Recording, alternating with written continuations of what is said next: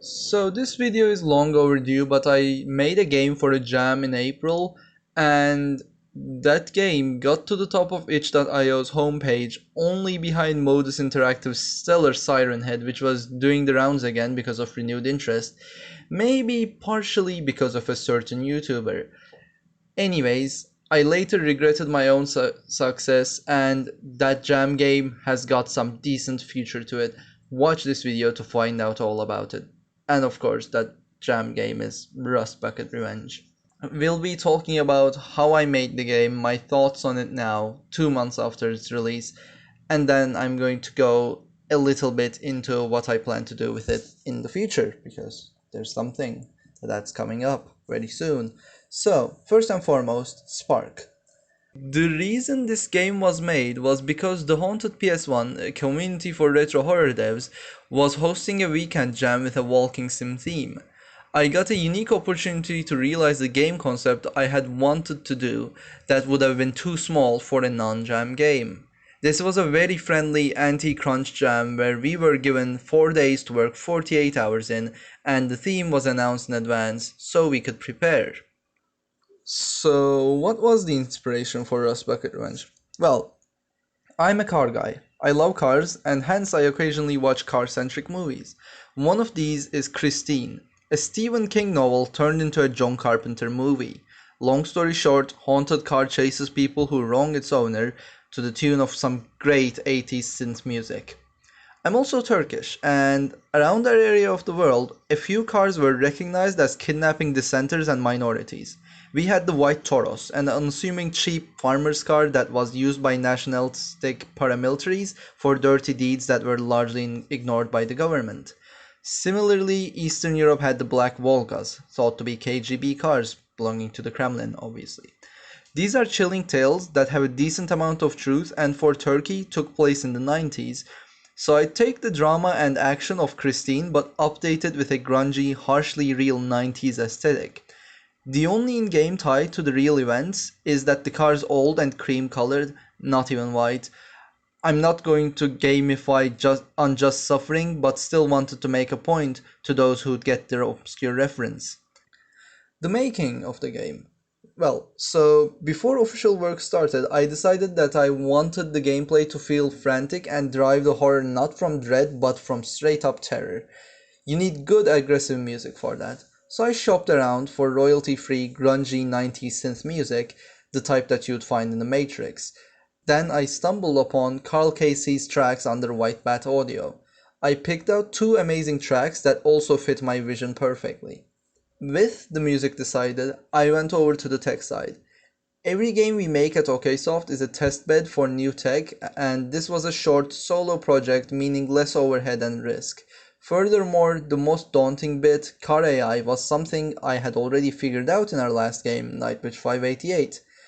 I further made it easy for myself by deciding to use exclusively the asset store for models. This meant I could work solo instead of with my normal partner Alex/Ricey. So when the jam started, I had preemptively minimized my workload, ready to focus on developing and integrating new tech and making a fun game for the whole cycle. I figured out and somewhat customized Leaky Fingers' PS1 shaders and Brogan Hackett's FPS controller. I had alternatives that I was familiar with, but these were certainly upgrades over what I normally used, and what better time to try out new tech than a jam game.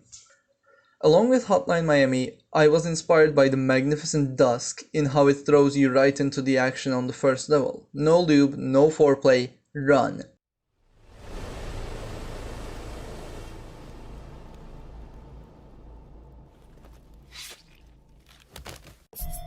Kill the intruder.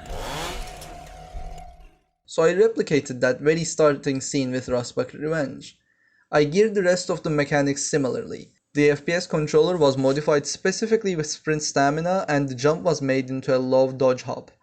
Fun fact, I could not get the car to chase anything but other cars, so there's a small invisible BMW inside the player. There was also the question of what to name the game. Terrifying Toyota, Horrible Honda, and many more alterations in that form were made. The car is actually internally still called the Terror Toyota. Obviously, I wasn't about to get myself sued by $1 million company, so I ended up between Shitbox Slaughter and Rustbucket Revenge and decided not to have the YouTubers demonetized. The game was completed super fast in 19 hours and was more of a community effort than most of my games despite being a quote unquote solo project. The two systems I integrated were made by Haunted PS1 members and they helped me with using them. Jam, who is another Chad, helped me with the aesthetic and the graphics. Mini helps me by playtesting. It's because of these people that this game was made at all, let alone made as fast as it was and as good as it was on launch, because it was one of the best launches I've ever had despite being a 19-hour game. So, post launch, the game was submitted roughly 10 minutes after the first submission to the Jam. I had been told before I launched by Brogan, who made the FPS controller and runs the community, that this would be popular with the YouTubers. I still was not ready of what was about to come.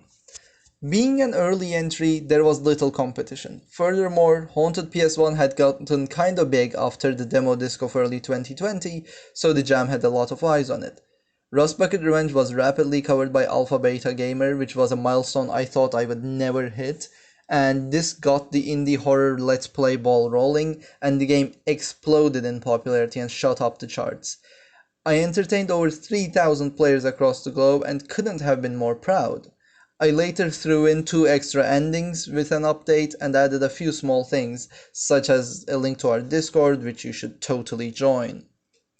But I have my regrets, obviously. I did the racing team thing. I obeyed the rules on paper, but not in spirit. This was a walking sim jam. Walking sims are somewhat story-based, introspective, etc. You'd expect a horror walking sim to be dread-filled, not a terrifying run from a car sim. So when Rustbucket Revenge got popular, I had I felt like I had stolen the spotlight from my own community. I had accidentally made the perfect let's play bait. Easy to understand, elicit strong reactions fast. To add insult to injury, I had basically beaten everyone to the punch in terms of release timing, thanks to the help I had from those very people. I took attention away from more intellectual games with more to say and to think about, games I thought were more valuable than my own. A week after the jam ended, I was still at the top of the pile with my smooth brain game. Though, now I realize, my intent was not malicious. I probably helped the jam get more popular, and I only was mad at myself. I had still made a technically impressive and well-polished game and contributed to my community before, during, and since its making. The jam was collaborative and not competitive. I knew this and had acted accordingly. I had just made a fun game because I had wanted to. Yet when I got good results, my imposter syndrome mixed in with my background, where much of my life was sadly a zero-sum game. I had gotten to a place where I was able to shed that mentality and uplift those around me, but when I was uplifted, I felt like an abuser. So you could say that my smooth brain game ironically taught me a lot about myself and helped me be a better person. Anyways, the future. I always thought this idea was too small for a full-size game. I have to say that while I love games as an art form, I am iffy on free indie games as they devalue our fellow indie creators' work further. We deserve to be compensated for our work, but I also have an artificial bar for my own games that must be surpassed before I feel like a scam artist for asking money for my efforts. So, yeah. Finally, I feel bad when I'm working on a game I know will earn me nothing. It's a hobby for me, yes, but I'm being sent to college in Canada this fall, and that's going to be hard on family finances. I am so privileged to be able to focus on my art and earn some money out of it and still be financially supported by parents. So it feels absolutely terrible when I double down and focus on unprofitable art. So these two combine to basically be this game's too small and basic to charge for, and I should work more on more profitable games. I won't delve into morality or deconstruct my look into art. In fact, fellow Haunted PS1 member Rubeki wrote a pretty good post about this whole topic, which will be in the description. With all this being said, the attention on Rustbucket Revenge has made me realize that it can be made into a full game, that there is demand if I can extend its gameplay without diluting it to become boring.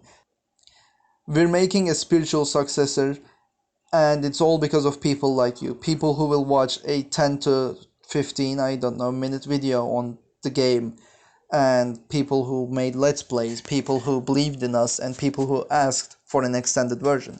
So that's coming. In fact, it's getting revealed on E3 tonight, probably going live right after this video if I'm not late on making and releasing it. And the trailer for that, the teaser trailer for that, will also be live on this very channel. So keep your eyes peeled and take care. This has been Rapid Kebab / Okaya from OK Soft Games. Bye.